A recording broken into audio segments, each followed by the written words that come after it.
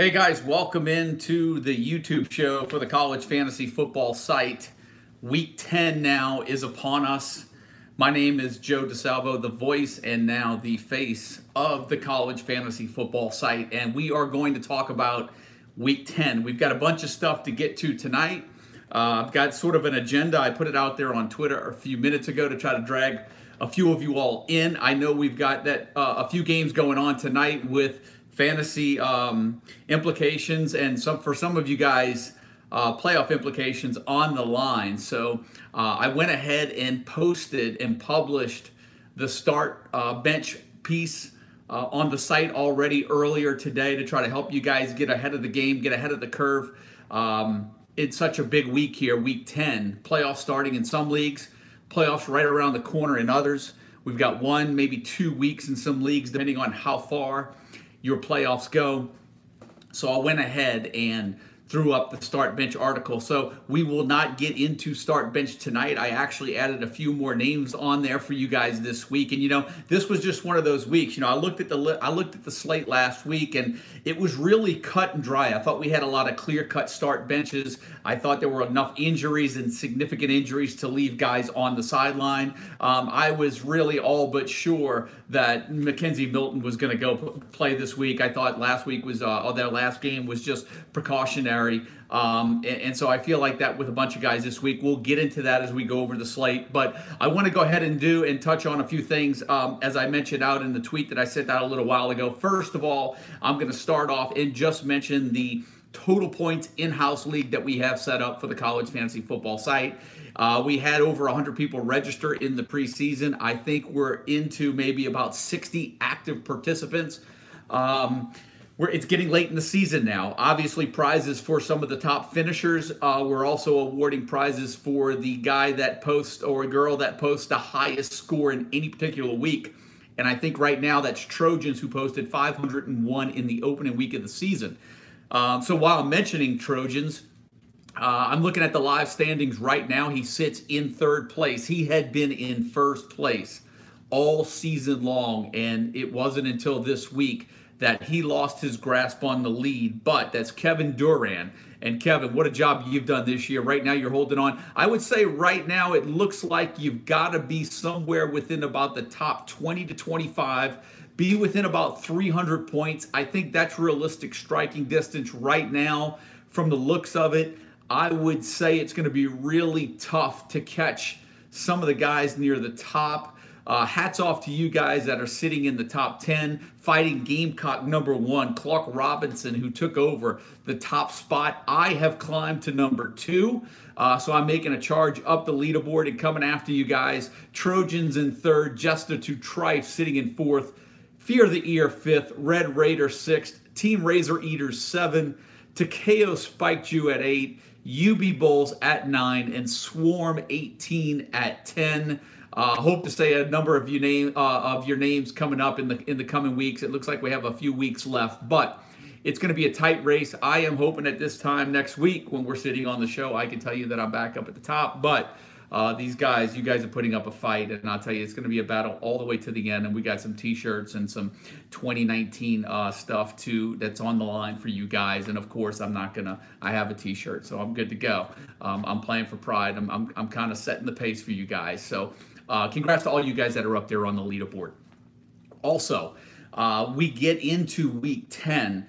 It's a real important week for the site because after week 10, as we get into weeks 11, 12, and 13, the traffic on the site tends to die down a little bit, and rightfully so. And that's to be expected. It happens every year. What happens is some of you guys that are not in keeper leagues, in redraft leagues, as we get into the double-digit weeks, as I like to call them, 10, 11, 12, guys start to lose.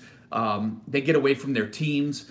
They stop keeping up with their teams. Maybe they're putting efforts into another squad. Maybe they're hopping into their NFL fantasy, but their season starts to come a little bit unraveled near the end, and so they start bowing out, and we lose a little bit of traffic. So I thought it was really important for me to mention and revisit the projections that we put up on the site for this year, which was obviously a new feature for us. And obviously with that, there's always some growing pains when you're actually introducing stuff for the site. It's always trial and error sometimes. We've gotten some great reviews from you guys. We've gotten a lot of Q&A at the beginning of the year. And I welcome all emails. Look, if anybody that emails me on a regular basis or from time to time understands that I always, I hit some, I lose some. I always admit where I'm wrong. I'm always looking to bring the word back and to really help improve the site. So any feedback that you guys can offer, drop the website, drop me an email, and we'll definitely take it into consideration. And I just about acknowledge every email that comes into me. And really all the emails that come into the site usually get acknowledged as well. But I do want to acknowledge a group of guys that have been very instrumental this year with the projections that go up every week on the site. You guys see them, and it's a little bit, and I'll get into this with kind of teeing it up, but Mark Taylor and Nick Bunning have been exceptional working that projection tool week to week, really, bouncing the rankings and the projections. It takes a little while for things to kind of level out, but once when they get going, guys, those guys were just on cruise control and have done an exceptional job all year long, and I just want to acknowledge that. And while I'm acknowledging them, I'm going to put it a little bit in perspective for not only you guys, but maybe some guys that have never seen the show before. Maybe you're new to college fantasy football, and maybe you're going to acknowledge what I'm going to say. But college fantasy football is not easy, especially for the first timers. And I'd like to think that that's where the college fantasy football site, the CFF site, is such a great resource as you guys recruit some other guys into your leagues. It's, college fantasy football over the years has been about attrition. You get a group of guys in, and then half of the guys love college fantasy football, and then half bow out. Some guys find it difficult to keep up with. Some guys just think it's overwhelming with the number of teams, which is why we always suggest to start off with maybe a Power 5, start off with conference-specific leagues. It's really a good way to get guys into college fantasy football because, listen, guys, it is very difficult, and this is where I want to come back to the projections and what we do and what a lot of people do behind the scenes at not only the college fantasy football site, but also for the college fantasy football in general. Some of my constituents throughout the college fantasy football world, what we do is not the easiest thing. When you compare college fantasy football to NFL fantasy football, I'm just going to throw out some statistics for you. And I think this is why there's an appreciation for what some of the guys that I see do it as well as myself have an appreciation for. When you compare NFL and college fantasy football, let's just look at offenses, yards per game. The difference in projecting yards per game, the difference between the first team and the last team in the NFL is a difference of 234 yards per game. In college, it's over 100 yards a game more. The difference is 325 yards between the best and worst team. You've got 130 of them. In defense, the difference between the best and worst defense in the NFL is 154 yards. The difference between the best and worst defense in college football is 322 yards. These are the factors that make college fantasy football extremely difficult to project. The difference between points per game offensively between the best and worst team in NFL, 25. In college, nearly 40, 39 points per game. Add that on top of the fact that in college fantasy football and college football in general, there's no mandatory injury report. And you wonder why college fantasy football sometimes is difficult for folks to keep up. And you know what? We try to do the best that we can. And look what happened with Rankin, the running back for Kent State this week. All of a sudden, ESPN goes on the air and announced that he's out on concussion protocol. That's why I say, and you hear me say it every week, and for you guys that are watching the show for the first time, whenever somebody, and I'm going to use Laviska Shenault as an example, or even Bryce Love with his ankle, sometimes it's difficult to start a guy when he's missed a couple of games due to an injury because we just don't know how much time he's actually going to play or even if he plays at all. And right now with college fantasy football, the way that it's set up, and hopefully your league is designed to have big enough rosters to allow to have a bigger margin of error that you don't necessarily feel pressured or forced to start a Laviska Shenault. You could fall back on your bench. Sure, he's not going to give you the points that Chenault's going to give you, but it sure the heck beats taking a 0 from week to week on some of those leagues. So that's a kind of what I wanted to address in regards to college fantasy football compared to NFL fantasy football, and talking about the difference in projections in what some of those guys, particularly Nick and Mark, what they do with the projections, and I just wanted to acknowledge them. So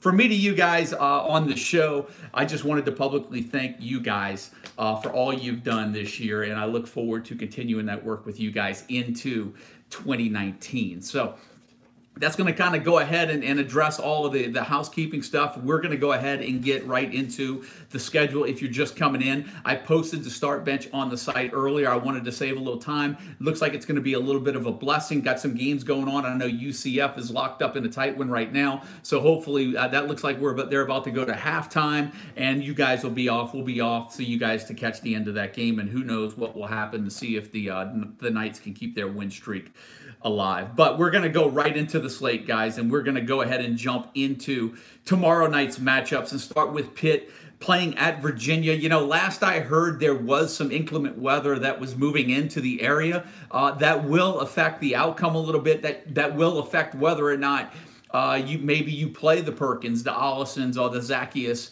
in that game. Personally, myself, I still like Perkins. It will affect guys like Zacchaeus, but pay attention to the radar, you know, and I told somebody this earlier today. The rankings don't necessarily take into account weather because, you know, these rankings we start laying out the rankings, you know, at the beginning of the week, Sunday, Monday. So by the time Saturday comes, you know, it's hard to put a 5-day weather forecast into the rankings. You kind of need to use do a little bit of homework on your end to kind of adjust the rankings, keep the rankings fluid until you've done all of your checks and balances leading off the kickoff. But I mentioned the names that I would keep my eye on in this game: Ollison, Zacchaeus, and Bryce Perkins. Maybe Jordan Ellis. But I kind of feel like Jordan Ellis is either hit or miss. Western Kentucky playing at Middle Tennessee, the second game tomorrow night. And for you guys that have had Ty Lee owners, my guess is that many of you probably jumped off that train at the beginning of the year. Ty Lee could be back on the waiver wire. Maybe if you dropped him, you went back in to pick him up. He's now picking up a little bit of steam, and I think he's a good play now during the second half and down the stretch here. Colorado playing at Arizona, and all of the eyes will be on Laviska Shenault and whether or not he plays with that toe injury. But I have to tell you, KD Nixon is up there in the rankings for us, and that is a deserved ranking. However, like I said, you have to keep these rankings fluid. If Shenault comes back, you have to take into account that maybe Nixon now takes a bump down and Shenault goes up. But then again, it's a risk that you take because how much is Shenault going to play? Is he 100% healthy? And that's why college fantasy football is such a headache for some of you guys. But you know what? That's sometimes what makes what makes it great, because it gives anybody a chance. I say this every year.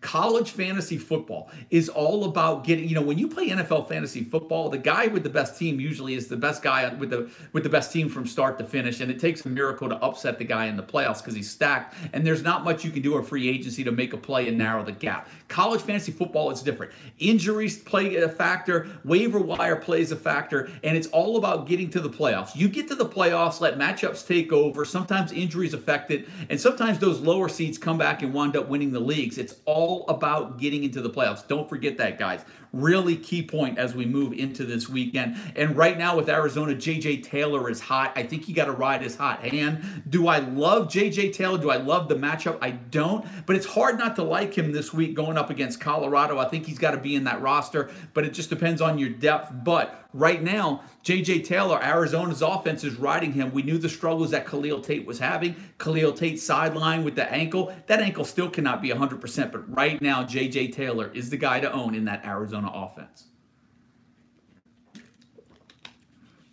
All right, guys, let's go ahead and get into the Saturday matchup. We've got Louisville playing on the road at Clemson, and I know there's a lot of love for T. Higgins right now, and I do like T. Higgins, but I have to tell you, here's my concern with T. Higgins and some of the Clemson receivers. This is a game, I think this is a bounce-back game for Travis Etienne. He had gone 3 straight games with 3 touchdowns, and then he didn't score last week. This could be one of those games. He could get back on track. Louisville's run defense is not great whatsoever, and if you have a guy like Higgins, I think you're in the boat of you need him to convert one of his 4 receptions for a touchdown. Whether or not he's going to give that to you remains to be seen. The odds are good that he will based on his historical production so far this season, but that's always a risk you take with a guy that doesn't necessarily give you high volume receptions. But I have to tell you, if you're in a Power 5 league, Higgins is in there, and if you're in a full FBS league, considering what you have on the bench, Higgins is probably still a start. I think the guy that's on the fence for some of you all is going to be Hunter Lawrence, because I think he can throw a few touchdowns, but whether or not his yardage totals are going to be high still remains to be seen, because I think Clemson can do some damage on the ground against Louisville. Nebraska playing on the road at Ohio State in one of the early matchups, and I have a feeling there's going to be a lot of points in this game, maybe even more points than what Vegas says. Nebraska's offense is on a roll right now. Ohio State's defense doesn't look great. They're still giving up a bunch of yards. I think if you have any of the Nebraska guys, and we even touched on a couple of weeks ago about DJ Knox running through that Ohio State defense, I had put Knox on the start list, and it had paid off. I think there's been 5 guys to run for 120 plus against Ohio State. I see no reason why Ozigbo cannot do that. I think Spielman and Morgan can catch 6 to 8 passes each in this game. And I think on the Ohio State side, if you have a McLaurin, if you have a KJ Hill, if you have Paris Campbell, this is a shot where you get him in there. Hill and Campbell can give you 7-9 catches as well. And Dwayne Haskins is obviously a start. The biggest headache for me in this game, and for a lot of you owners all season long, has been J.K. Dobbins, because Ohio State obviously has committed to the pass. Now, here's something that's interesting, and we really need to watch this. Sometimes teams go into a bye week and look in the mirror and say, is that who we really want to be? I would not be surprised if Ohio State makes a bigger commitment to the run and J.K. Dobbins this week. However, if Nebraska can find a way to score some points, Ohio State's offense may revert back to that rabbit hole and start chunking it in the air a lot. So, if you have Dobbins, you need Ohio State off to a fast start. If you have Haskins and any of the Ohio State receivers, or even Nebraska guys for that matter, you want the Cornhuskers to kind of go toe for toe with them, at least for a quarter and a half. And there should be plenty of points in this game. Syracuse playing on the road at Wake Forest, another good game for fantasy points, guys. I think, there was a lot of questions with Eric Dungey going into last week, and those questions were obviously answered. Whether it was a scare, whether it was the pressure of DeVito being on his heels, or maybe it was just one of those things where Dino Baber said, hey, listen, we needed a spark and we made the change. Well, whatever happened, Dungey was excellent last week. And I think when you look at the passing game for Syracuse, you've got now Nykeem Johnson, which is an option. You've got Sean Riley, who is an option now. Jamal Custis remains an option, right? So, look, Taj Harris, maybe even for some of you guys in Power 5 leagues, becomes an option. And on the Wake Forest side, in addition to Greg Dortch, I think you have to look at Matt Colburn now after the week he had last week. I'm always a big fan of riding the hot hand when a guy has a big game like that, depending on who the team is. We've been burned tons of times in the past by a Kansas player or a guy to come in and be a one-week wonder. However, Wake Forest has been scoring all season long. Sometimes just how they get the points comes in bunches, and maybe this is where Dortch and Colburn are a nice 1-2 punch in this matchup at home against Syracuse that should have a lot of points.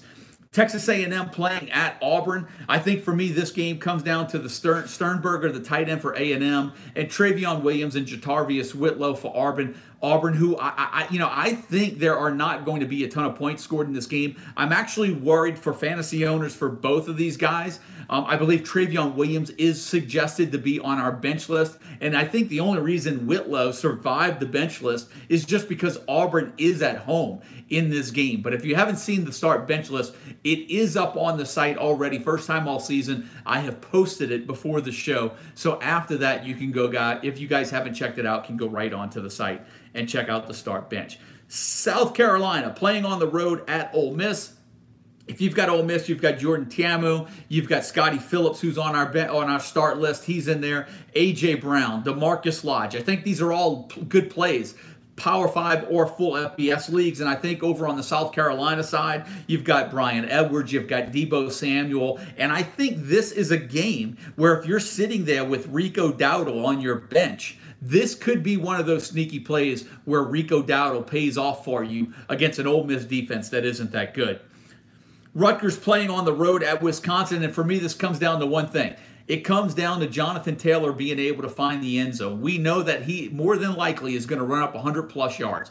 I had a friend of mine tell me, what is up with all these clowns scoring for Wisconsin? They don't give the ball to Jonathan Taylor. And that's exactly right. A lot of Jonathan Taylor owners are really frustrated because he's not getting the short yardage goal line carries. That's what needs to be watched this weekend. Jonathan Taylor, feed him the ball at the goal line, make his fantasy owners happy, but we'll see if that happens.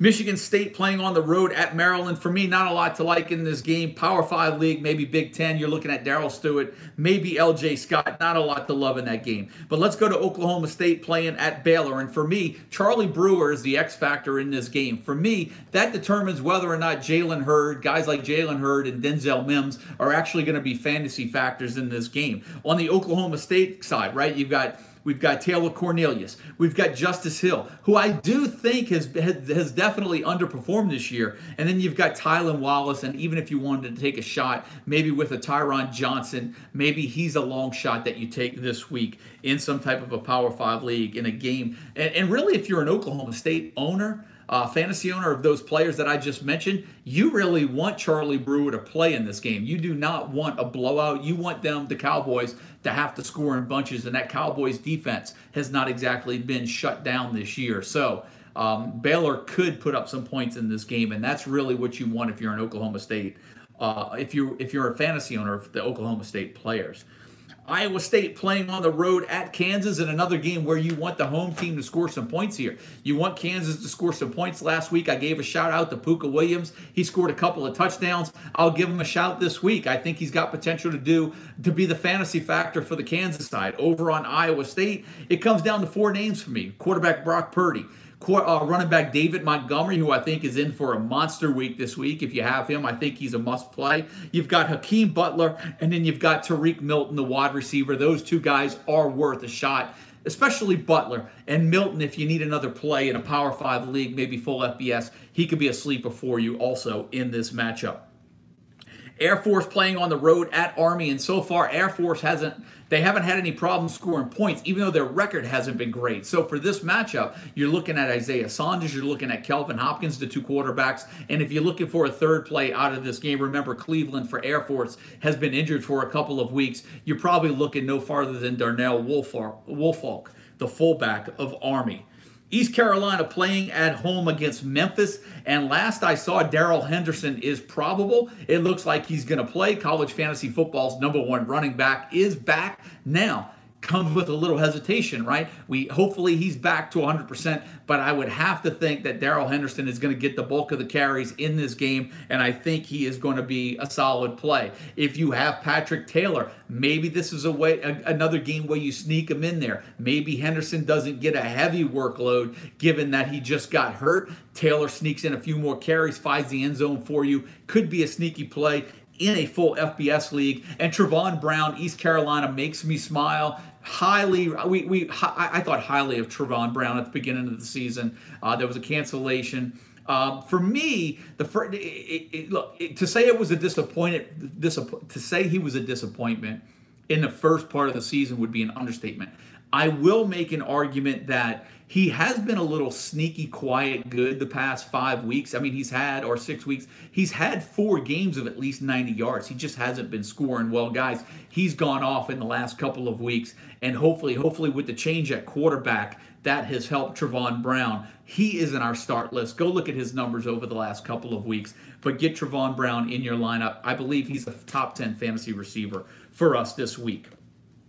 And then Georgia Tech playing at North Carolina. And guys, North Carolina is just a roll of the dice. I really think you've got to be looking for some long shot plays if you're going to try to take a shot with one of their running backs. It's been a mixed bag all season long. And whether or not you wanted to take a shot with an Anthony Ratliff Williams, with a Daz Newsome, it's really a stab in the dark, guys. And I think over on the Georgia Tech side, I saw today where Taquan Marshall will start at quarterback, but Tobias Marshall will get playing time.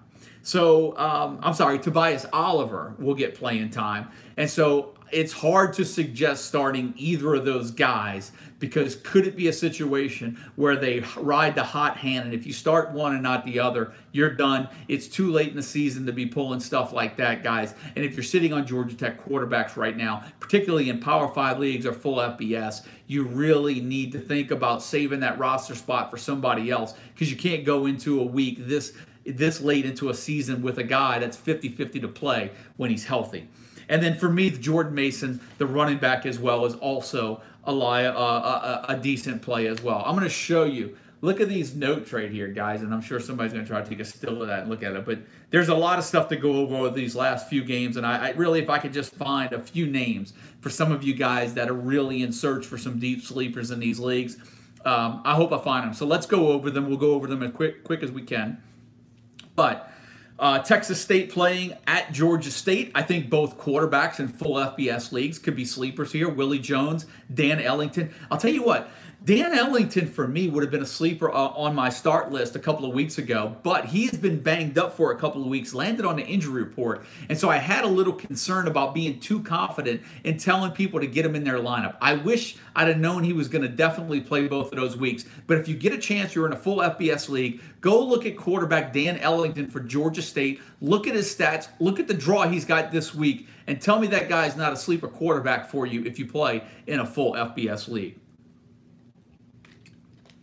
San Jose State playing on the road at Wyoming. Got another sleeper quarterback for you guys in full FBS leagues. Sean Chambers, the quarterback for Wyoming. He's a predominant runner. He has not been throwing the ball that much for that Wyoming offense, and why should he? Why should he? It's a run-heavy offense. So between Sean Chambers and Nico Evans playing at home against San Jose State this weekend, I like both of those guys, and if you need another long-shot quarterback, Sean Chambers could be your guy. South Alabama playing at Arkansas State. South Alabama, there hasn't been a lot to love about them this year, but this is a good matchup. I think you can get some fantasy points if you have a Trey Minter, the running back. Maybe Kawan Baker, you've been sitting on him for a week. Maybe he's due to get back on track. And maybe a Jamarius Way as they try to keep pace with the Arkansas State offense. And over on Arkansas State side, not only do you have Justice Hansen, but go take a look at the freshman running back Marcel Murray. I believe he landed on our start list. Go look at his numbers. I think he's a sleeper play at the running back spot in that matchup. And then maybe some long shot wide receivers as well. Justin McInnes and Kirk Merritt, the wide receivers. If you're looking for 2 wide receivers in some deep FBS leagues, there's 2 names for you right there. Georgia Southern playing on the road at UL Monroe. UL Monroe comes down to 2 names. Caleb Evans, the quarterback. Marcus Green, the receiver. If I have Georgia Southern and I'm looking at them, I'm looking at quarterback Shea Wertz, and I'm looking at the running back Wesley Fields. I like Wesley Fields more than I like any player in this matchup, but I do think Wesley Fields is a must start. Marshall playing on the road at Southern Mississippi, and I have to say, if you have Tyler King, and I love Tyler King, I was high on him in the preseason. Keon Davis got hurt. Tyler King, I think, went for 3 straight 100-yard games, but he got hurt last game. There has not been a lot of news come out of Marshall on Tyler King. I'm having a lot of concerns, and I'm glad some of you guys are watching this, because I don't know how many guys are going to pay attention to the injury report, and I haven't seen a lot of news on Tyler King. I'm feeling very pessimistic about his chances of playing. It looks like Keon Davis is back back, he was upgraded to probable, and I would not be surprised to see a switcheroo of Tyler King back to Keon Davis for this matchup at Southern Miss, which I do think is a tricky matchup anyway. I actually think this game could be a low-scoring game. It looks like Marshall's going to stay with Alex Thompson at quarterback. I don't think Isaiah Green is going to be put back in as the starter, even though he's back. And I think on the Southern Miss side, Kez Watkins, the wide receiver, I think has gone now 2 straight games in which he has not scored after he had scored consecutively in all the games leading up to that point. And then you've got Tyree Brady on the Marshall side as well. If I'm going to give you the names I like the most in this matchup, it's Tyree Brady and it's Kez Watkins. But pay attention to those other matchups that I mentioned, particularly if you have Tyler King. Stay tuned into that. Stay tuned into his injury information, because maybe if you have Tyler King and you're in a situation where you can't find many options on the waiver wire, you may have to go back to Keon Davis. Georgia playing on the road at Kentucky, and you know, for me, for Georgia, maybe Riley Ridley. I think as far as options go, unless you have Benny Snell, maybe DeAndre Swift. This is more of a Power 5 matchup. In full FBF matchups, you're probably staying away unless you have Snell. Maybe you're on board with DeAndre Swift. DeAndre Swift, I don't think in full point per reception leagues this year, he's only got 1 20-point game. I think he's got about 3 games where he's finished between 16 and 19 points. All the other games below, other than that, he's been below that. But we have some interesting stats on DeAndre Swift. Go check those out as well, because he is on the bench list, and maybe that will help you in your decisions with DeAndre Swift for Week 10. West Virginia playing on the road at Texas, and this is an interesting matchup for me, because I actually think that this is going to be one of those games where it's going to be lower scoring than we expect, or it's going to be a really high scoring game, and we just haven't seen it yet. So if that's the case, obviously you've got Will Grier, he's in the lineup. You've got Sam Ehlinger, he's in the lineup. So both of the quarterbacks are in there. I think you've got to go 2 wide receivers deep on each side. I think Sills is a must-play and Jennings is a must-play. You've got Kyle Johnson and you've got Lil Jordan Humphrey for Texas, must-plays as well. For me, the wild cards are the Keontae Ingrams in this matchup as well. And you know what? Yeah. I got an email today. I've been sitting on Keontae Ingram. I've been waiting for him to pop. Maybe he never will pop. And I don't think he will. Not this year. I just don't think the Texas offense is set up that way. I think it's going to come down to the quarterbacks making plays with their 2 top receivers, and that will determine this matchup. And maybe if there's a wild card in this matchup, it's Keontae Ingram for Texas and a 3rd receiver for West Virginia, maybe a Simmons, maybe a Sims. We shall see who that is. But for me, the X factor, the wild card, is going to be the 3rd player that I didn't mention. Iowa playing on the road at Purdue. And, you know, there was a point where Nate Stanley, the quarterback for Iowa, had thrown 10 touchdown passes in a 2-week span. I think he's gone 2 weeks now, maybe without a touchdown pass. So this could be the game where he gets back on track. And, you know, this could be a good matchup for Purdue. Purdue back at home. They were on the road last week. They had the big win against Ohio State at home a couple of weeks ago. I do think David Blah is a decent matchup in this game. You have to start Rondale Moore. He is at home. I think DJ Knox is a reasonable and respectable fantasy play this weekend, and I do think Stanley gets back on track. I don't necessarily think if you own him that you start him, but what's good thing about Stanley getting back on track is it makes Hawkinson and Noah Fant, the 2 tight ends, worth a start this week for your fantasy league.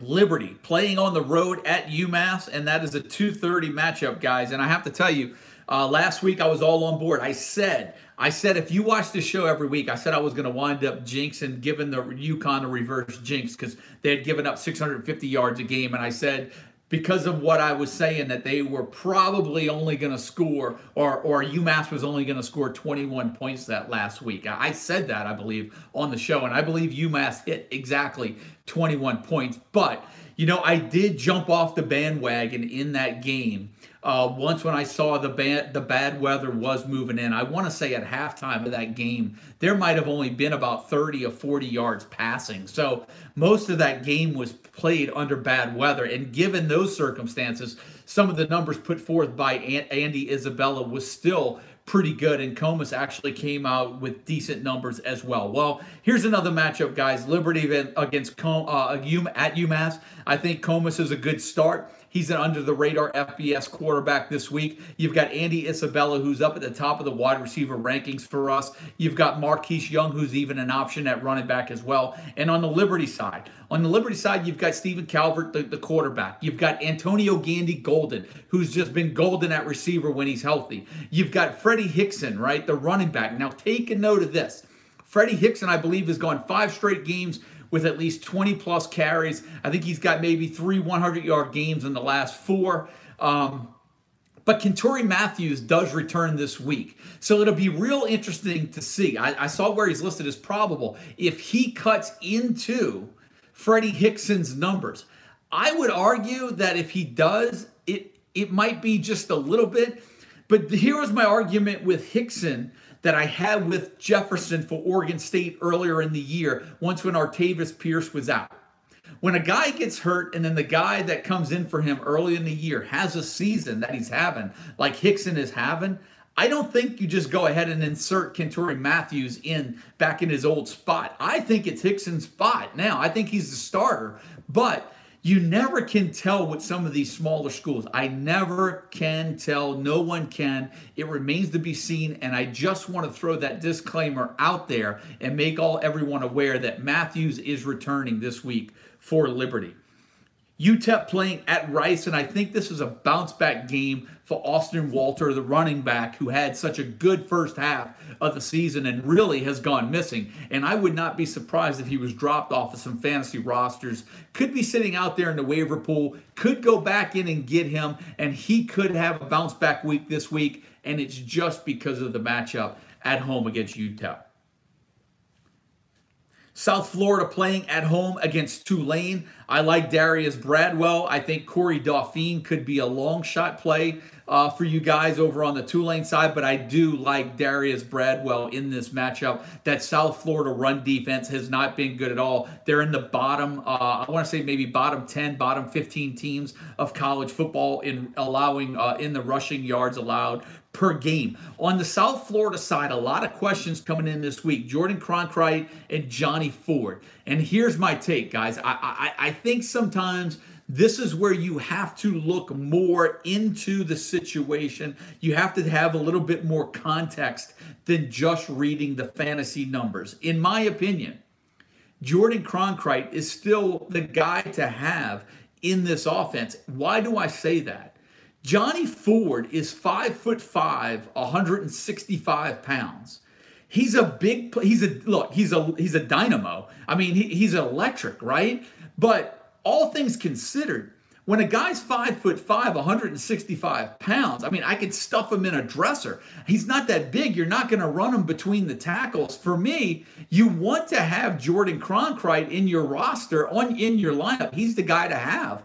The only thing that you're hoping for if you have Ford is you need the big play. If you have Cronkrite, you're just hoping that Ford can get you inside the 20 and let Cronkrite take over. But there's no reason that Cronkrite won't continue to have big games. He was on pace to set the school record for most 100-yard games in a row. And I want to say Quentin Flowers was one of the guys, and maybe Mack was the running. Marlon Mack, they were tied. I think they had ran for 100 yards in 5 straight games. Cronkrite did that and did not get an opportunity to break that record last week because Ford was so dynamic. But I still believe going forward that Cronkrite is definitely the guy that's going to be the most consistent in that offense. And I know I probably just addressed a lot of the emails that have come in this week.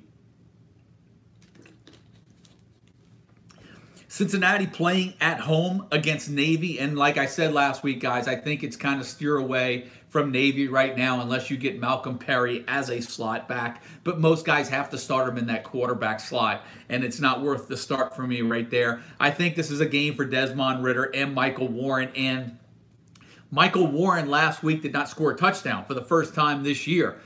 We had the same statistic about Devin Singletary last week. I think Warren gets back on track this week at home against that Navy defense. Louisiana Lafayette playing on the road at Troy. For me, B.J. Smith is definitely a guy that you want to get in the lineup. If you're looking for two sleepers at receiver for Troy, maybe a Damian Willis, maybe DeAndre Douglas, you'd have to be hurting at receiver. But I think those are two names that you would consider. And on the UL side, I think you have to look at Trey Regis, Elijah Mitchell, who have both been really solid and consistent all season long. I do worry about a road matchup at Troy. They're not at, Louisiana's not at home. I do not think the Raging Cajuns will score as many points as they have in weeks past, but I do think both of those guys are decent plays if you need them at the flex spot. Florida State playing on the road at NC State. You know what? I think if you're NC State, you have the receivers, you're feeling okay. That Florida State run defense is pretty good. They've been respectable. So if North Carolina State's going to move the ball, it's going to be through Kelvin Harmon. It's going to be through Jacoby Myers. I do worry about Reggie Gillespie. He got hurt last game. I have not got an update report on Reggie Gillespie. Have not seen any injury news on Reggie Gillespie, but I know he came out last game. He left the game, and I'm curious to see if he's healthy or not. I'll be on top of that one. And over on the Florida State side, if you have Nyquan Murray, remember, he will miss the first half of the game this weekend. He will not play until the second half, and that stems back to his suspension from last week in the game last week. Kansas State playing on the road at TCU. And on that Kansas State side, I mean, look, we've been off of Isaiah Zuber for a while. He had 2 good games beginning of the season. We've been off of him for a while. I just don't know how reliable Alex Barnes can be. The running back for Kansas State had 2 great games. We're looking for we're week 10 now. We need consistency, guys, and I'm just afraid. Alex Barnes can go for 150 and 2 touchdowns, but I'm just afraid that he's going to throw up a 30 or 40-yard game, and we're not going to get any scores for him. That's the danger you take with an Alex Barnes, and that's why I usually shy away from those type of players this time of the year. And over on the TCU side, Michael Collins, I think you have to feel okay with him this week because they're playing at home. I think Jalen Reagor continues to be a solid play. I threw him out last week, was one of the players that I took in my in-house total points league. I think he scored 2 touchdowns. And I think now that the change has been made, it looks like they made a conscious effort to put the ball in the hands of Darius Anderson last week. I'm not ready to jump on board, but throw Darius Anderson on your watch list. And if you're really desperate in a Power 5 league or full FBS, he might be worth a shot this week, but I think you'd have to be in a really tough pinch to get him in your lineup. All right, guys, we've got Illinois at home hosting Minnesota, and it looks like with Minnesota that Shannon Brooks will be out. It looks like Mohamed Ibrahim is going to play this week. I think I have a better than fit. Let me say this real quick. Let me stop here with the one thing that I never really addressed before with the rankings that I post on the site. Sometimes I'll include guys in there with an asterisk by their name, and sometimes I won't include guys into the rankings. I'll say not ranked, questionable. If they're in the not ranked questionable section, I feel like the guy's got a 50-50 shot or less of playing. If he's got an asterisk by his name, I feel like he's got a 50-50 shot of playing. I feel like his chances, I guess that mathematically it doesn't make sense, but I think if they're not ranked 50-50, they don't play. If they have an asterisk by their name, I feel that their chances of playing is probably about 70. Their chances are probably about 75%. And that's where Ibrahim is right now. It looks like he's going to play. It looks like he's practiced this week after missing last week's game, and I think he rolls in there. And really, for you fantasy owners, and this is one to stay on top of, because Illinois' run defense is not that good. I'm looking at getting Ibrahim. I have not used him in my total points league. I'm looking to get him in there this week. I'm just not 100% confident I'm going to roll with him because I am worried about taking a goose egg at that position, but this is a juicy matchup for Minnesota on the ground. And if you have Tyler Johnson, the wide receiver for Minnesota, has been an absolute stud. I would probably say he's been the biggest under-the-radar stud that we've seen this year in college fantasy football, or at least he's in the top 3, top 5. I mean, go look at that guy's numbers this season and look at the 100-yard games. It would not surprise me, and I could be wrong, and I don't know this stat, it would not surprise me if Tyler Johnson, Minnesota wide receiver, leads the nation in 100-yard games this year. Maybe John Ursua for Hawaii does, maybe Laviska Shenault, but it would not surprise me if it's Tyler Johnson. Penn State playing on the road at Michigan, and I actually really love Karan Higgins in this matchup.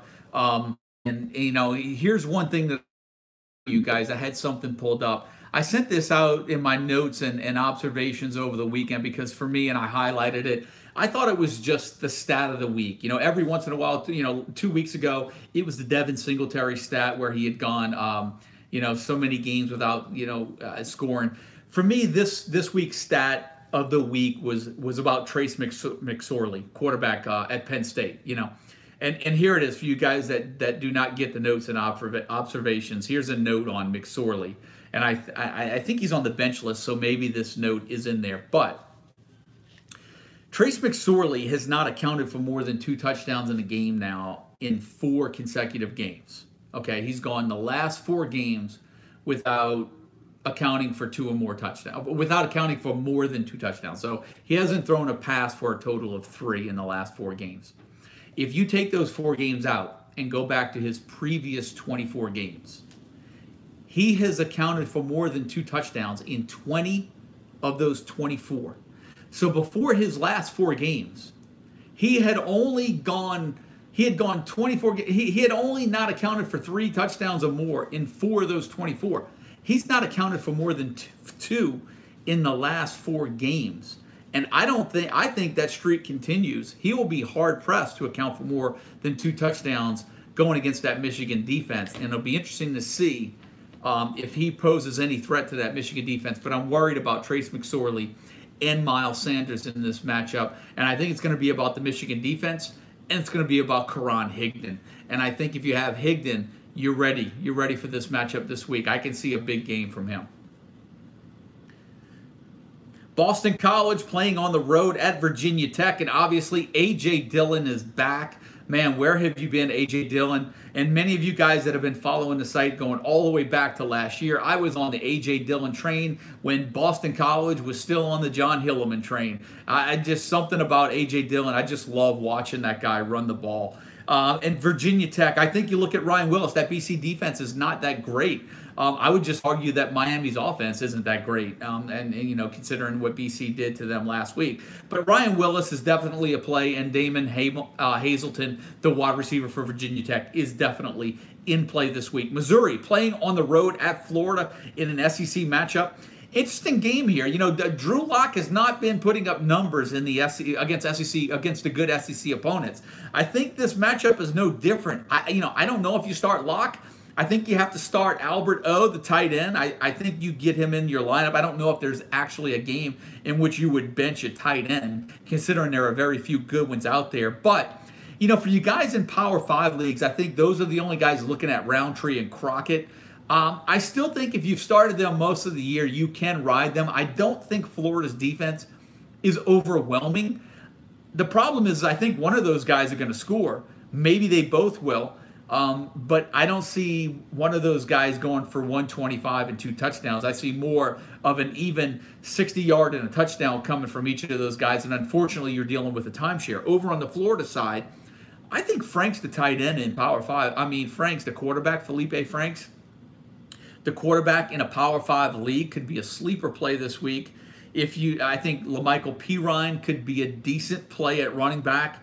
And if you need a sleeper receiver, whether you're in full FBS or Power 5, a guy that doesn't get a lot of receptions, but he finds the end zone, go look at his numbers. Freddie Swain. Maybe if you need a long shot receiver, Freddie Swain in a matchup against Missouri, which is favorable for the Florida offense, could be a good play for you, a good steal for some of you guys in the deeper leagues. Utah playing on the road at Arizona State. And I think a couple of emails coming in about Eno Benjamin being so high against the Utah defense. Utah run defense has been really good this year. And here's a couple of thoughts. One, Arizona State, first of all, Eno Benjamin's really good. He's been good against good teams this year. He did struggle at home putting up numbers against Michigan State. He did struggle a little bit at home against San Diego State. And I do think he will struggle a little bit at home against in their matchup this weekend against Utah. But Eno Benjamin will give you some points out of the backfield. He could potentially give you 5 to 6 receptions and 50 to 60 yards out of the backfield. So if he only gives you 60 yards and a touchdown on the ground, but can give you 50 to 60 yards in the air, give you 5 to 6 touchdowns in a PPR league, that's a start, guys. And so that's why Eno Benjamin's up there, because of that dual threat ability that he actually has. For me, on the Utah side, it's which Tyler Huntley are you going to get? I think Zach Moss is definitely a must start in this matchup. And I think for me, the two running backs, N'Keal Harry for Arizona State receiver and Tyler Huntley, the quarterback for Utah. Those are the 4 names that I think are real interesting as far as fantasy plays this weekend. Guys, I talk so fast that sometimes I stutter the words or I don't pronounce them right. But hey, that's just the nature of the beast.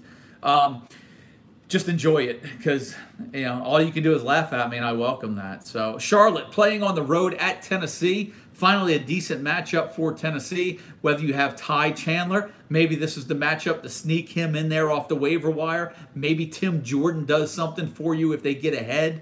And then maybe this is a week where you're in a Power 5 league where you go ahead and take a shot with a Jennings or a Callaway at receiver for Tennessee. If they're going to do anything, this is the matchup that they're going to do in it. Alcorn State playing at New Mexico State. Why do I mention this? Because Jason Huntley is so far up in our rankings. And Jason Huntley, I have to tell you, I played in some leagues this year where Jason Huntley was available on the waiver wire after 2 or 3 weeks. And I know I drafted him in one league and even dropped him. But I do have him in one of my leagues. I think this is a really good matchup. And let me tell you why I think this is a good matchup to have Jason Huntley. Not only do I think it's a good matchup to have Jason Huntley, I think Christian Gibson could be a sneaky second running back play too. He's actually performed pretty well this year. And I'm going to throw out a name. This is my sleeper name, full FBS, sleeper of the week, wide receiver Jonathan Boone for New Mexico State against Alcorn State. First of all, I don't think New Mexico State's going to shut down Alcorn State. I could be completely wrong, but New Mexico State's defense hasn't proven to me that they can shut down anyone. So I think this is just a great matchup for the New Mexico State offense. And boy, I could see them winning this game 52-28, 52-31. And that would be a tremendous, tremendous matchup for New Mexico State. For any fantasy owner that has a New Mexico State offensive player, is you want Alcorn State to score points. But I do think Jonathan Boone is a big sleeper wide receiver in full FBS formats. And I think Jason Huntley, I would be shocked if he didn't finish this week as a top 20 running back in full FBS. As a matter of fact, we post up on the website the sort of the all fantasy team for each week. It's not going to surprise me if Jason Huntley is up on that list this week. Let's see if that happens. I hope it does for your owners that have him. Appalachian State playing on the road at Coastal Carolina, and I think if Coastal Carolina, you've got Outlaw, the running back, as well. Torrance Marable, the running back. Those are the only really 2 solid options for me at home against Appalachian State. Tough matchup. Appalachian State coming off that loss to Georgia Southern. And I think for me, Appalachian State, the question is this. If you're in a big matchup, I think Darrington Evans is definitely in your lineup. But what about Marcus Williams makes me a little nervous if you're a Darrington Evans owner. He came in, I think he scored 2 touchdowns 2 weeks. I think he scored a touchdown 2 weeks in a row.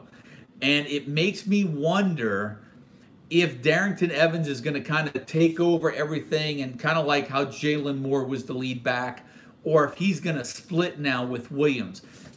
I'm really curious to see how that'll unfold this weekend against an opponent that Appalachian State should beat fairly easily. I actually think if you want another guy in a deep FBS league, Darrington Evans is going to be the running back 1. But I do think Marcus Williams is worth a look in a deep FBS league at the flex spot this weekend playing on the road against Coastal Carolina. Houston playing at SMU. And you have to love this matchup if you're a fantasy owner of anybody in this matchup. The only thing that I will say is it looks like Courtney Lark for Houston got hurt last week. I don't know how significant the injury was, but my guess is that he's not playing. I think if that's the case, obviously we've got Marcus Stevenson's going to be a top receiver for Houston. I think Keith Corbin now comes back into the fold. And then Jeremy Singleton, look him up, came into the mix last week, had a big week for the Houston Cougars. Is that a sign of something to come, or was Singleton a one-week wonder? We'll find out. But for some of you guys, that Houston offense is so potent that it's worth getting in that waiver wire and getting Singleton before the weekend starts in case he is the guy that takes over at that number 2 wide receiver role. And over on the SMU side, we talked at the beginning of the year about how bad SMU looked on offense. They're coming into their own now. Reggie Roberson, I believe is the former West Virginia wide receiver, the transfer. He's actually now coming into play. And now you've got James Proche and you've got Reggie Roberson as 2 lethal weapons for quarterback Ben Hicks now. And Houston has given up more passing yards than anybody in the FBS. So if there's a good weekend to get Proche or get Roberson in your lineup, this is the weekend to do it, and expect a lot of points in that Houston-SMU game. UConn playing on the road at Tulsa. I have to tell you, I'm a little nervous if you have David Pindell this week. I think that Tulsa defense is a little bit better than most people think. And here's a real interesting stat for Tulsa, especially for you guys that play college fantasy every year and are familiar with that Tulsa offense.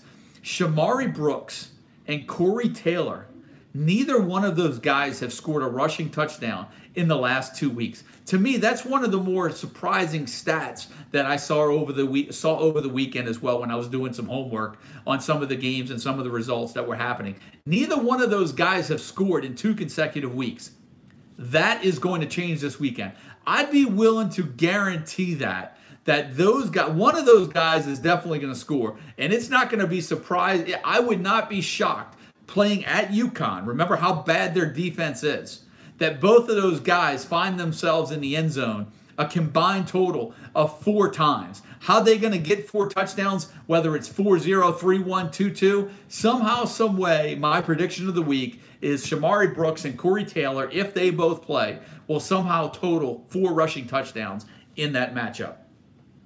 Duke playing on the road at Miami. Deion Jackson looks like he's a viable option out of the backfield for Duke, whether he's a runner or receiver. And over at Miami right now, I have to say, unless you're playing in a Power 5 league, I'm really just shying away. First of all, Malik Rozier has to be out. N'Kosi Perry has to be in it. Look, the season's over for Miami. You may as well turn the page and look forward to 2019. You may as well put Perry under center and let him go. And over at the running back spot, I actually think Travis Homer is Miami's best running back. But you've got DJ Dallas in the mix as well that's there to steal a few carries and steal touchdowns. At receiver, Jeff Thomas looks like he was going to have a good year. Then he went like 3 or 4 games where he only had 1 catch. And then it's Lawrence Cager.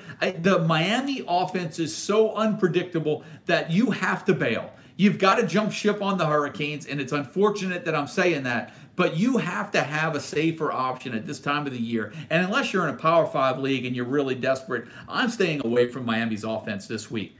Northwestern playing at home against Notre Dame. I mentioned on the show last week that Dexter Williams was probably in for a big week, and that's exactly what happened. I see that Notre Dame offense. I don't think Notre Dame wants to throw the ball as much as they do. If you think back to last year, Notre Dame wants to run the ball. They have the horses up front. They want to run. Dexter Williams can carry the rock. I think that's what's going to happen this weekend. I think Notre Dame's going to try to win the line of scrimmage. They're going to try to establish themselves.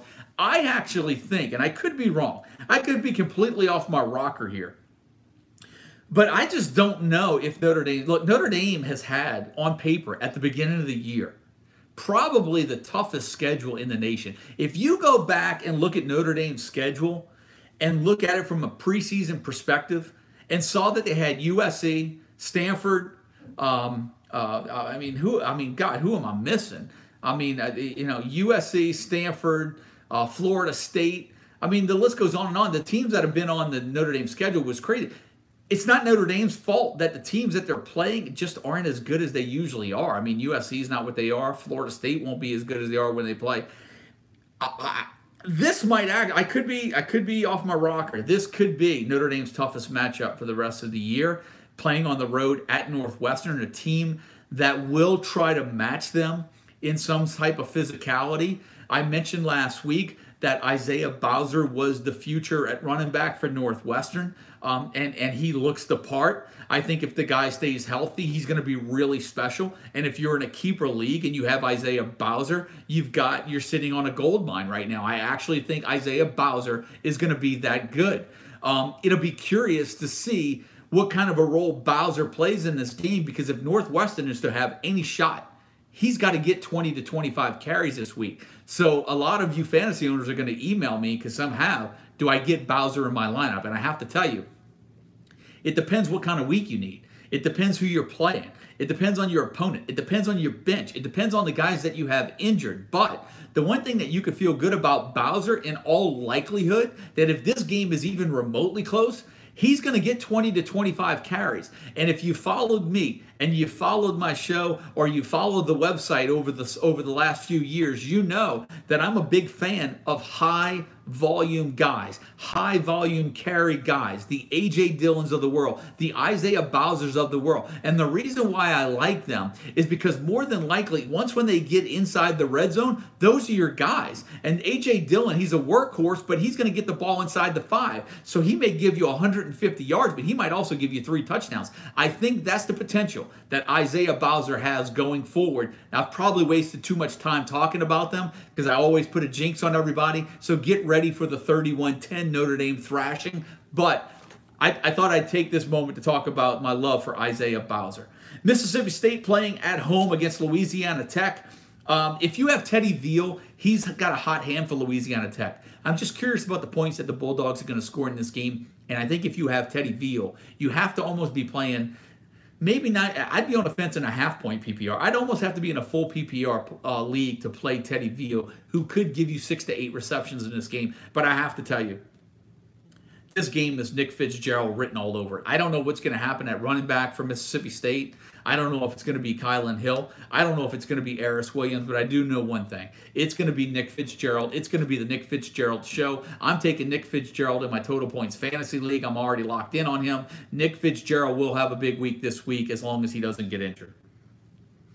Oregon playing at home against UCLA, and I think right now, even though they're on the road, Joshua Kelly, his hand's too hot. You've got to put him in the lineup. I think if you have Caleb Wilson, the tight end, you go ahead and get him in as well. On the Oregon side, it looks like Justin Herbert has been cleared. It looks like he will play, but Dylan Mitchell does remain a question mark. So if you have Dylan Mitchell, you need to start weighing your options at receiver right now, because once when a guy goes a full week without playing, I will argue that Dylan Mitchell is the type of guy, and receiver is the type of position that he could probably go most of the week without practicing, get cleared the day of the game or before the game, the day before the game, and still play. But the closer we inch to the game, and the more question marks surrounding Dylan Mitchell, the more you have to plan elsewhere, because sometimes that game day information is just too slow to come in, and you get stuck with your hand on the trigger and you don't make the move fast enough. So Justin Herbert a go, Dylan Mitchell be on the ready.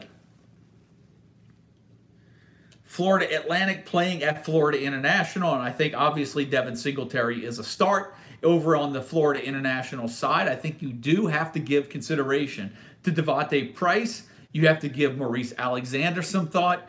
And I do think in a full FBS league, I have given out a ton of quarterback names here.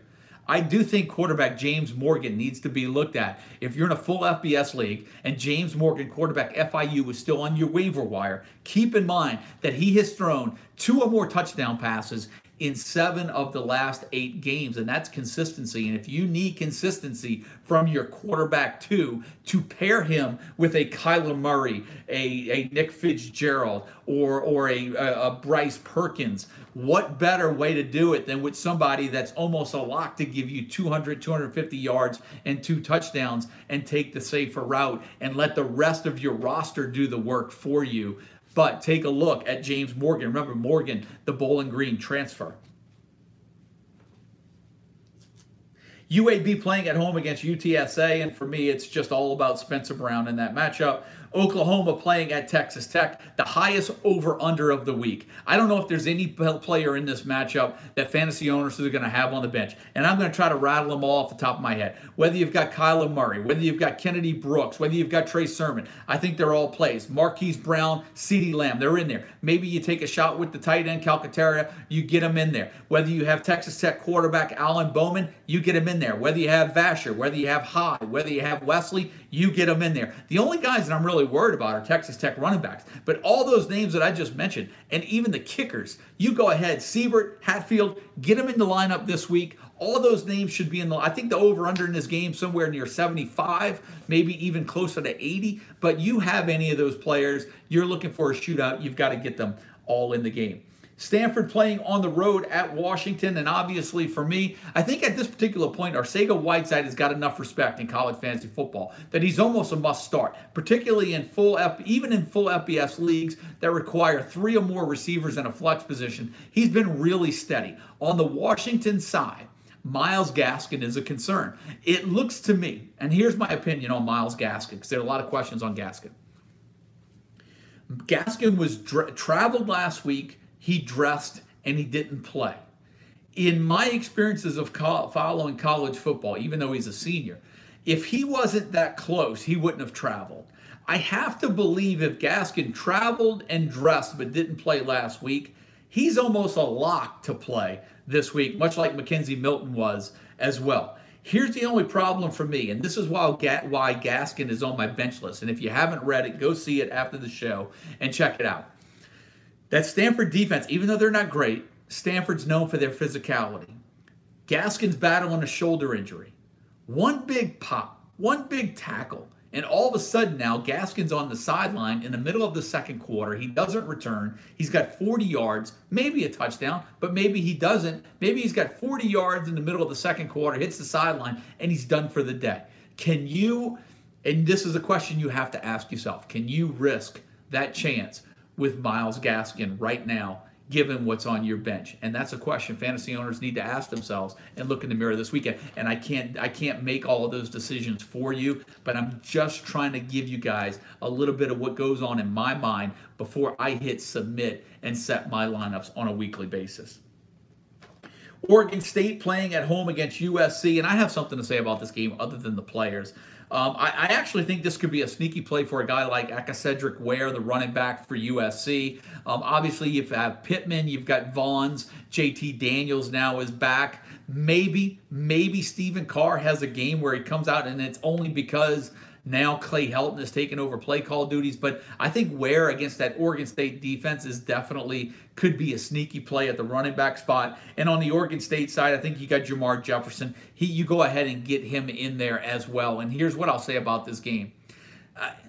Guys, look, I love college football. I follow it as much as any of you guys, and the coaching changes and all of what's going on. I have to tell you, I guess I'm allowed to have a few rants here and there. I'm not a USC fan, but I have to tell you that if I am T. Martin, and obviously there were some reports that it seems like T. Martin is a little disgusted, how convenient is it that Clay Helton, now that people are kind of calling Clay Helton out, that he takes over play calling duties against one of the worst defenses in college football? Like, this is almost set up for him to look like a savior this week, that he's coming in, he's going to run up 40 points against Oregon State, and he's going to look good for a week. I'm telling you right now, it's the worst move. It's just bad. It's a bad look. I feel sorry for T. Martin. Here's a guy, offensive coordinator, and yeah, it's been a bad year for USC. I don't think it's his fault. All of a sudden now, he's got a chance to get the train on the tracks against one of the worst defenses in the FBS, and all of a sudden Clay Helton says, you know what?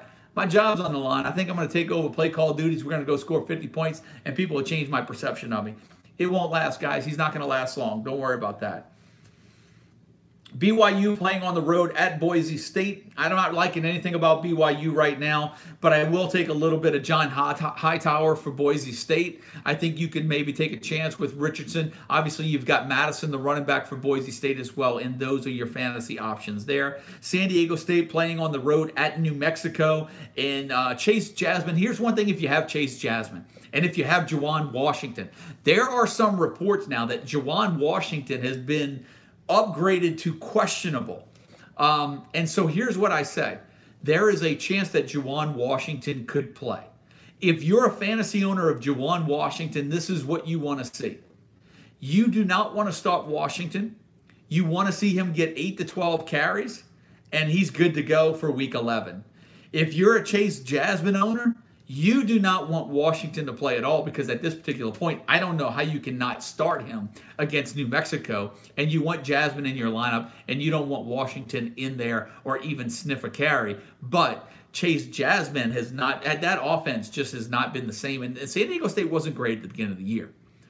But Juwan Washington is definitely the best running back on that roster, and they need him. And you fantasy owners need them. I'm one of them, and I need him. I am not starting him, but I'm looking for 8 to 12 carries from Washington. If he could, I just want to see that he's healthy enough to take a few hits, get him out, let him limit his touches this week, and let's get him ready for the fantasy playoffs.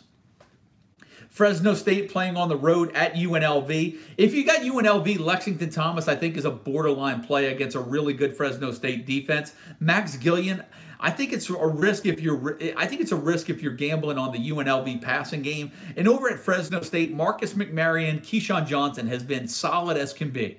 But here's another call of the week. Here's another player that I really like the more that I looked at him and the more I looked at the Fresno State offense.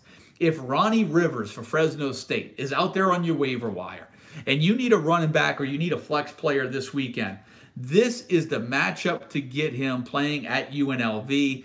Go get Ronnie Rivers in a spot matchup and thank me next week, or tell me you want to cut off my head. But go look at Ronnie Rivers. I definitely think he's worth a start in some deeper leagues at a flex spot. Cal playing at Washington State.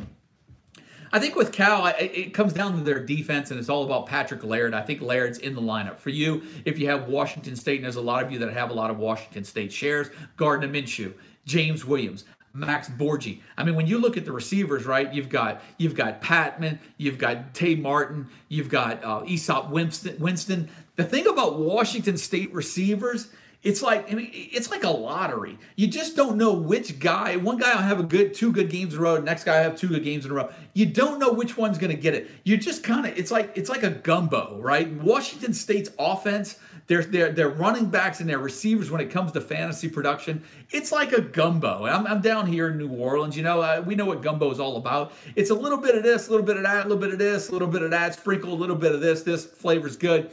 That's how it is at Washington State's offense. One guy, good week here. You got 3 guys that have a good week, and then the next week it's 3 different guys. And then all of a sudden, there always seems to be one common guy that has a good week for 2 consecutive weeks, but then all of a sudden he's off the train.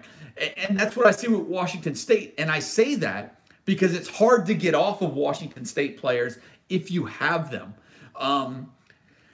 It's one of those situations this week where you have to look at your roster, you have to look at your depth, and you have to consider what is the ceiling of the guys that I'm playing, guys that I'm not playing, what are the weather concerns somewhere, and that's how you make those decisions. But for me, the ceiling for a Washington State receiver, it doesn't matter who it is, but all of their ceilings is basically 100 yards in the touchdown, and it just varies from week to week. Utah State playing at Hawaii, and for Utah State, there's nothing not to love about Jordan Love. At least there's one Love that's doing really well this year, and it's Jordan Love, the quarterback for Utah State. And while I say that, Darwin Thompson is an option at running back. And if you need a receiver as well, 2 guys to look at, and I've thrown out a ton of names on tonight's show, is Jalen Green, the wide receiver for Utah State, and Ronquavian Tarver for Utah State. Take a look at those guys. Could be a really good matchup for them because they're playing on the road at Hawaii. Hawaii does, McDonald's numbers against decent defenses haven't been great, but he's going to have to score a lot of points. I think Hawaii can keep up with them, keep pace with Utah State for a little while. We'll see how long it goes that they can. So I do think McDonald is a start. I do think Ursua is a start. I think Bird does get back on track, maybe JoJo Ward as well. Don't necessarily, I'm off the Hawaii running game now, but I do think the Hawaii passing game does come back and is a factor. And the one game that I did leave off, and I came back to it for purpose, just to save it for last, because we didn't have a start bench this week, is the Alabama matchup at LSU. A lot of questions coming in, and I'll try to address them all in the next couple of minutes. I'll spend a couple of minutes on this matchup since it will be probably the most watched matchup of the weekend, the most highly anticipated matchup of the weekend. I think right now, from a fantasy perspective, if you have LSU players, Nick Brossette and Clyde Edwards-Helaire, I don't think that this is a matchup for them. I don't think this is the game for them. I believe that Nick Brossette is on the bench list. It's posted on the website. You'll see why. I don't think Brossette has actually run for 100 yards since game 2 of the season against Southeast Louisiana, which is actually an FCS team. Yes, he has scored some touchdowns. And yes, Alabama has given up some points this year, more than I think we're probably used to. But Alabama and Auburn are the only two teams in the country that have given up fewer than 4 rushing touchdowns this season. Alabama's only given up 3 rushing touchdowns all season long. I don't necessarily think it's a great recipe to get an LSU guy in there. And I did see something on Twitter early this week. Are we fading Tua this week, the quarterback for Alabama? Guys, I have to tell you, sometimes you got to look into the numbers a little bit too, and sometimes you try not to go on your gut. You try to look at some other things too, and I like to look at Vegas lines. I look at the totals. I like to kind of put my trust in some other guys that look at it from a more neutral perspective as well. And I believe Vegas is projecting Alabama to score like 41, 42 points, I think, based on the over-under and the line that they set for this game. And here's your question. If Vegas says that they're going to score 42, and Alabama comes in at the number of 42, are you sitting Tua? Are you sitting Tagovailoa? Are you sitting Judy? Are you sitting Ruggs? Are you sitting tight end Irv Smith? Because I have to tell you, if I know right now that Alabama is going to score 42 points in Tiger Stadium Saturday, there's no way Tagovailoa is on my bench. There's no way Jerry Judy is on my bench. If you're going to tell me that Alabama is going to score 6 touchdowns in Baton Rouge, I'm starting the guys. I mean, you got to remember, Alabama starters, most of them haven't even played into the 4th quarter this year. I know LSU's physical. I know that there's a lot of people that feel that this is going to be the biggest matchup of the year for Alabama. I tend to disagree. I actually think that if Georgia gets back on track and beats Kentucky this week, and finds a way to iron out a few wrinkles, that they can present a problem to Alabama down the line, maybe in the SEC championship game. I don't think this is going to be LSU's toughest game of the season. I do think Alabama's toughest game. I actually think this is a game for Tua Tagovailoa, the quarterback of Alabama, to rubber stamp the Heisman Trophy. And I think if Alabama goes into Baton Rouge and wins this game by a couple of scores easy, your Heisman's over. The Heisman race is over after Saturday night. That's my call. I think Alabama goes into LSU. I think they win this game by at least 2 touchdowns. And I think if you have Tua Tagovailoa, if you have Jerry Judy, and you have Irv Smith, you get them in the lineups. And maybe you're hesitating unless you have Josh Jacobs and Damian Harris, unless you play in Power 5 leagues. That's my take on the LSU-Alabama game. I saved that for last because I didn't have a start bench. So I hope you guys enjoyed tonight's show. I'm going to see if there's any questions on here. One question from Andrew. Just a quick question. When you take them, full FBS 1.0 PPR, am I rolling with Miles Boykin or Reggie Roberson at wide receiver this week? Also have Sills and Gandy Golden in the lineup. And I have to tell you, I think you're good any way that you roll this week. My first suggestion to you would be, Andrew, make sure you're paying attention to the weather. Make sure nothing catches you off guard there, and make sure every game is the climate is right for passing conditions. It's hard to sit Roberson in that matchup going against a defense that is giving up a ton of yards in the air. especially in a PPR league. And I say that knowing that Boykin is Ian Book's favorite target. But if my lineup, and I'm looking at those guys, I'm looking at Sills, Gandy, Golden, Boykin, and Roberson. For me, the two locks, Gandy, Golden, and Roberson. For me, I'm deciding out of Boykin and Sills who could possibly have tough road matchups. I mean, there's no given. I mean, look, Will Grier has thrown, I think, for 300 plus and 3 touchdowns in every game except that matchup against Iowa State. Does Texas's defense have it in them to hold Will Grier under 300 yards and 3 touchdowns? I'm not sold. I'd have to see it. And so for that reason, I've got to go with Sills.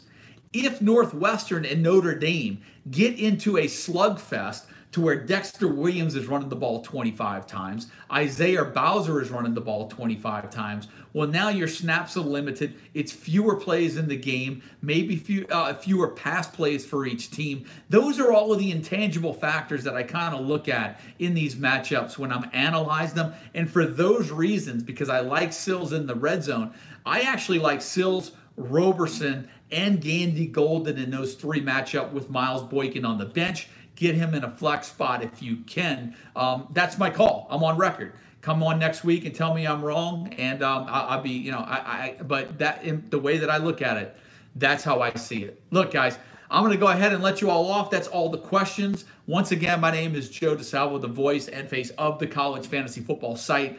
I welcome you guys to join in all season long. We're even going to try to do some of these leading up to bowl season, get some of the bowl matchups. I'm even thinking about doing a show where we pull out the preseason fantasy guide, pull out the preseason projection tool, and kind of grade us at the end of the season when there's some downtime between the regular season conference championships and the bowl season. And with that, I'll also mention we posted up on the site this week the 2018-2019 bowl season fantasy preview guide will come out again. We will do it again for a 4th year in a row. And if you want to know what that looks like, go onto the site. We have a link where you can download last year's PDF that includes game capsules of all the bowl games, all my picks with confidence points, and fantasy rankings of all the players. And usually it's a big hit for a lot of you guys that are in some college bowl leagues. And we will try to get some more college bowl leagues again as we did last year. I think we did 8 in-house college fantasy football bowl leagues, and I'm looking to get that up and running again for all you guys that are looking to give it another shot. So look, guys, that's it. I wish all of you guys luck. We're headed down the stretch. Some of you guys starting playoffs. I'm wishing everybody good luck this weekend. I'll talk to you again next week in week 11. So long, guys.